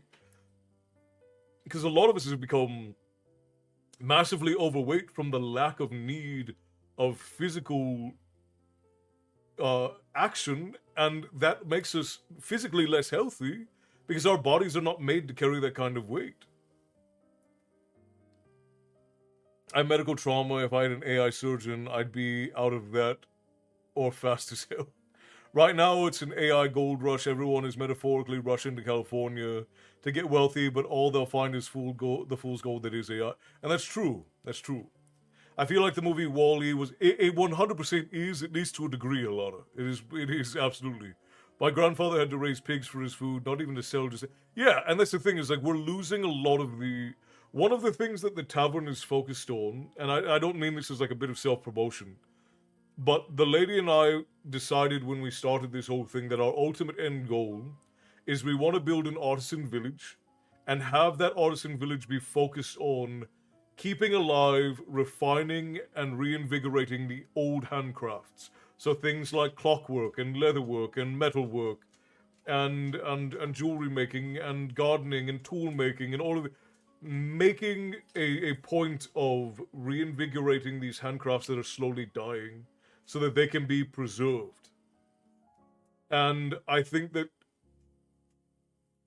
it is going to be necessary to have an archive of those skills, because in the future, a lot of it is going to die off if somebody doesn't, right? If somebody doesn't keep those things alive, and they are kept alive in spirit to a degree, but I don't think that enough is being done to preserve these old crafts and stories and so on.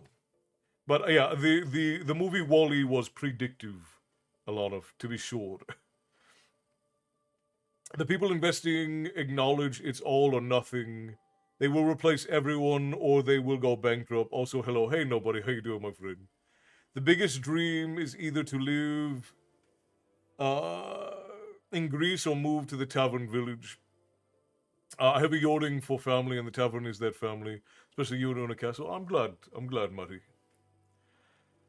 I want so badly to learn my grandmother's blood sausage recipe. I have a pretty good blood sausage recipe.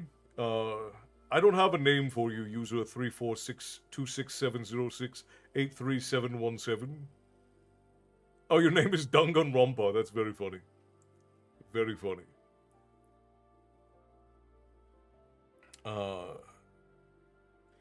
I am getting started setting up a forge, metalworking, blade making. Has been a massive interest of mine. I believe the old ways of handcraft seem to last longer when done. You're 100% correct. Something that is handcrafted will tend to last longer than something that is factory made, because factories are made to be efficient, not quality. You could build factories to make things that are handmade, but then it wouldn't be any cheaper than making it handmade. It might be faster, but it wouldn't be cheaper.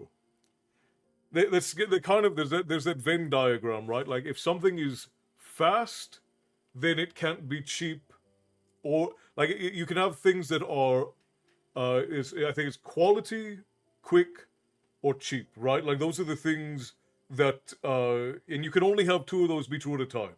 So if something is made fast, it cannot be both cheap and of quality. And if something is made cheap, it cannot be of quality and fast. Like there's this Venn diagram of things. So if you want to make something that is of quality and that is going to last you a while, then typically it's going good, quick, or cheap, right? It cannot be all of those things. You're always going to have at least one of them that is going to be lacking. I have an old co-worker who's starting up his own leather workshop. Any old craft fascinating to me, right? And I think that they need to be kept alive, because if human beings are tactile learners, like we learn by doing things, and if you are not doing things and keeping them alive, they die in a generation. Like, did you know that I think there are only three master calligraphers left alive? There are only three, if I remember correctly, master calligraphers alive. And what is the, hang on a second, I want to look up the actual name because I don't remember it.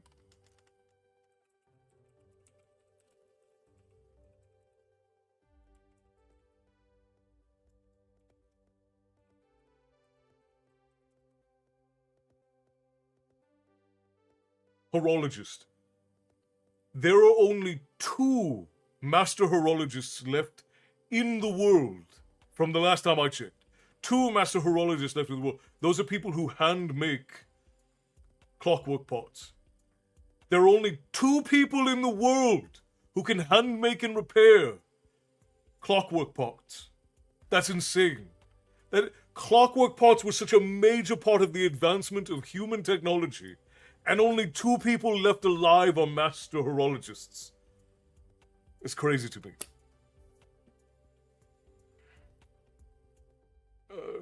It has become appallingly obvious that our technology has exceeded our humanity. Yeah, absolutely. Einstein, we don't call Einstein the smartest man alive for no reason.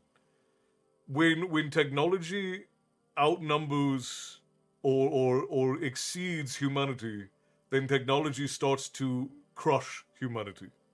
And we see that happen often.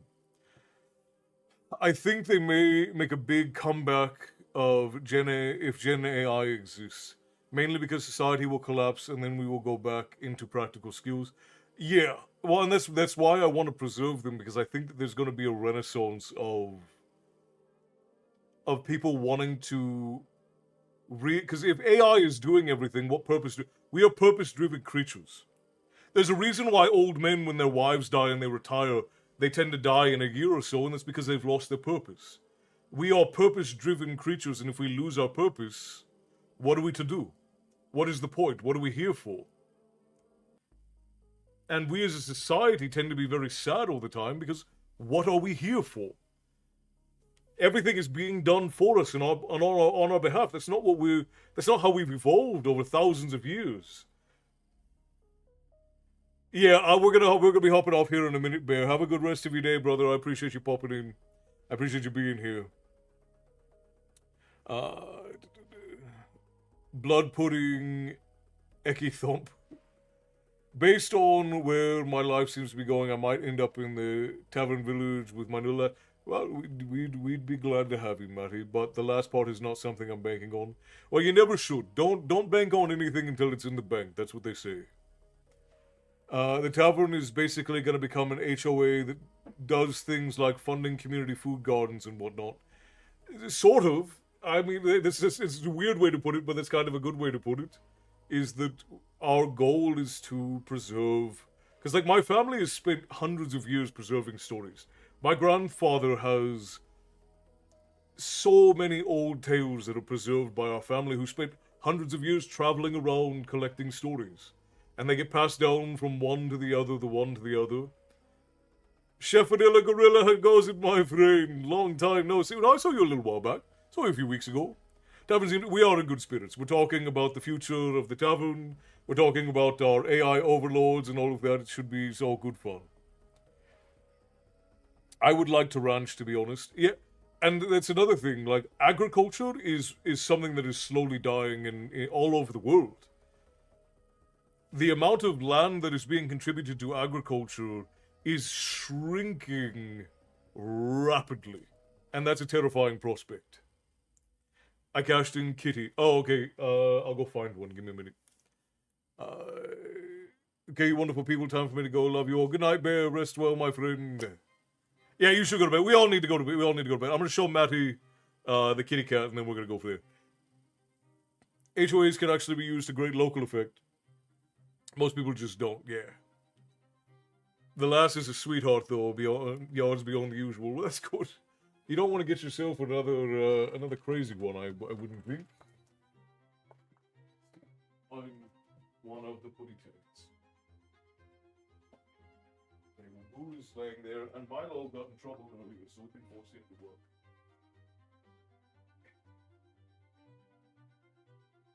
And get up and work. And get up and work.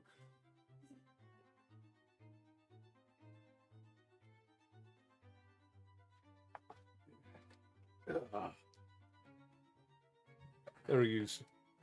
Sleepy boy. He got in trouble earlier because he was intentionally being a poophead. Trying not to swear because I don't know what we're gonna get banned for. Oh, all good stuff. No, yeah, all good stuff. Yeah, so this is Milo. He is not very smart, but he is very handsome. And he's an absolute unit. He's less than a year old, but he is huge. And look at the size of those paws. Look at those big old punchers. Look at him. He's gonna be a big boy. Probably gonna grow another 2 inches, maybe another couple of pounds before he's done. He's very sleepy. He's constantly trying to fall asleep during the day because he likes to run around like an idiot at night. He's a jerk. But good night, Alana. Rest well. I hope that you have a wonderful rest of your evening. I grew up on a farm. We used to tend to the garden the size of a hockey rink. Nope, you're staying here. You got cashed in, so you're staying here. I loved growing up on the farm. My mother even taught me how to make red willow bows. First bow that I actually handcrafted by myself. That's what got me into archery that I love today. You're so grumpy. Sorry, you gotta work. Hannah says hello. Good night, my friend, and everyone. Stay blessed. Good night, Chef Vanilla Gorilla. I appreciate you for dropping in, my friend. Always lovely to see you. No, stay there.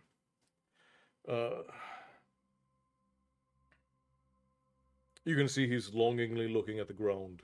Nope. Stay here. Let me stay here. Good night, Gorilla. It's always good to see you, my friend. We'll be back on Thursday. I'll be on time on Thursday. I didn't even think anybody was going to drop in tonight because I was getting on so late. Figured most folk would be in bed.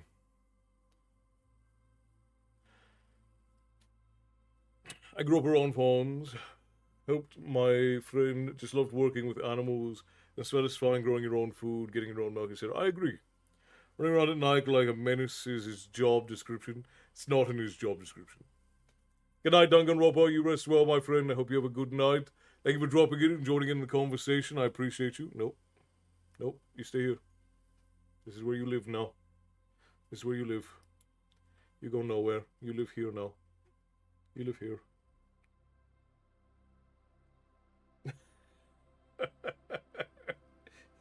He's so mad. He's so grumpy. Look at him. He just wants to be on the ground. He's like, let me go. Oh, gosh. All right, friends. I think I should let you all go to bed. And I should get some more work done before I go to bed. Thank you all for joining me tonight for my waffles and complaints. I took Una's and your advice regarding who I let into my love life. Good. We generally give pretty good advice because we've not done well in ourselves, so we generally do pretty good. Guten Nacht, mein Freunden. Haben Sie einen wunderbaren Nacht, Tyson. Always my pleasure. It is the Tavern Keeper's conscript and prerogative to host for stories. Here, let's see if we can get you to... See if we can get you to lay down. Back here. Yeah, lay down. Lay down. Lay down. Lay down. No. You don't want to lay down? Ah. Alright, fine. Run away. Alright, guys. Good night. Thank you for having me. I hope to join more often. Safe travels. You as well, Dom. We're on every Tuesday and Thursday. This week there are no proper stories because we just finished up a really long series.